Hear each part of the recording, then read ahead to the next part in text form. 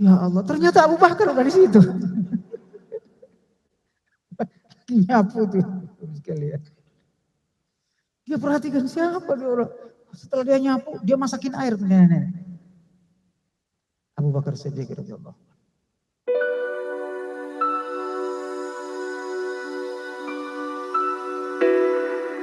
Saya contohkan suatu ketika Nabi bertanya kepada para sahabat ketika mau membiayai perang Tabuk, namanya Ghazwatul Usrah, perang penuh kesulitan. Saya kira penceramah di sini sudah sering jelasin apa itu perang Tabuk, perang terberat yang pernah Allah wajibkan kepada umat Islam. Melawan Romawi, jalan kaki dari Madinah ke Tabuk itu 700 km, Pak. Jalan kaki, Pak. Onta aja nggak mampu. Sampai onta itu disembelih di tengah jalan. Perbekalan air habis, minum air seni onta. Mau gak air seni onta? Saking dahsyatnya perjalanan perang Tabuk. Jadi onta yang dikendarai itu habis dimakan di jalan. Sembelih di jalan. Perbekalan 700 kilo. Kalau naik mobil, Fortuner kan cepat. Zaman kita ya. Jalan kaki. Nah ketika membayar perang itu, Nabi tanya, wahai Umar, berapa kamu infakkan untuk perjalanan perang? Kata Umar, 50% hartaku ya. Lalu Abu Bakar, terakhir Abu Bakar tanya, wahai Abu Bakar, berapa engkau infakkan hartamu untuk perang? Apa kata Rasul? Kata Abu Bakar, seluruh hartaku. Kata Umar bin Khattab radhiyallahu anhu, saya pikir tadi Abu Bakar itu seperti saya juga. Ternyata dia lebih hebat. Langsung dia peluk Abu Bakar. Ya Abu Bakrin, ma sabaqaka Umar abada. Mulai hari ini Umar tidak akan pernah melebihi amalmu, wahai Abu Bakar. Para sahabat itu berlomba begitu, Pak. Berlomba dalam sedekah, berbuat baik. Lalu satu ketika saya mau kalahin Abu Bakar. Umar begitu.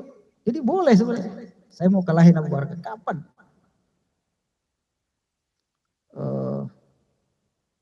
Lalu suatu ketika Abu Bakar itu ditanya oleh Rasul. Abu Bakar habis subuh, ada subuh seperti ini. Rasul bertanya kepada sahabat, siapa yang sudah bersedekah hari ini? Pada subuh, Pak. Ditanya, siapa yang sudah bersedekah hari ini? Nggak ada yang angkat tangan. Yang tengah Abu Bakar sedekah. Pada subuh Abu Bakar sudah sedekah. Belum terbit matahari, dia sudah beramal. Lalu siapa yang sudah menjenguk orang sakit? Gak ada yang katakan. Abu Bakar lagi yang katakan. Siapa yang sudah menyolatkan jenazah?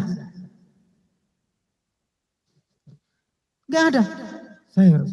Coba bayangkan sebelum subuh Abu Bakar itu sudah kemana-mana, Bapak Ibu. Bagaimana dia gak masuk surga, di mana pintu, semua pintu surga? Begini kerjanya. Kita kan kalau udah sholat di masjid, alhamdulillah sudah sholat di masjid, sholat subuh. Yang lain itu belum, saya hebat. Gak ada bapaknya dari Abu Bakar. Lalu Abu Bakar ini Umar bin Khattab.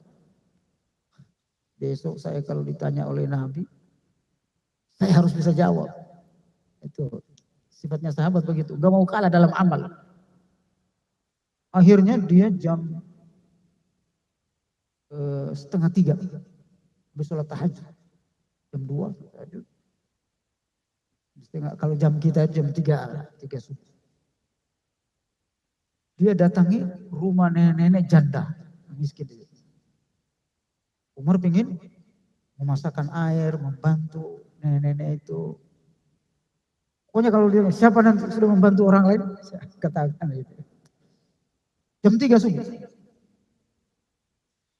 Taruhlah subuhnya seperti kita ya, 4:30 sekarang. Jam Ketika dekat dengan tenda, dulu masih tenda-tenda bukan rumah kayak kita Pak ya. Tenda. Dekat tendanya nenek-nenek itu, dia melihat ada orang yang lagi nyapu. Dekat. Ya Allah, ternyata Abu Bakar udah di situ. Nyapu tuh sekalian. Dia perhatikan siapa dia orang. Setelah dia nyapu, dia masakin air ke nenek-nenek. Abu Bakar Siddiq radhiyallahu. Makanya kata Rasulullah SAW, lawuzina imani Abi Bakr. Kalau ditimbang iman Abu Bakar dengan iman umat ini seluruhnya Pak. La rajahat imani Abi Bakar. Maka imannya Abu Bakar itu amalnya lebih berat daripada umat ini.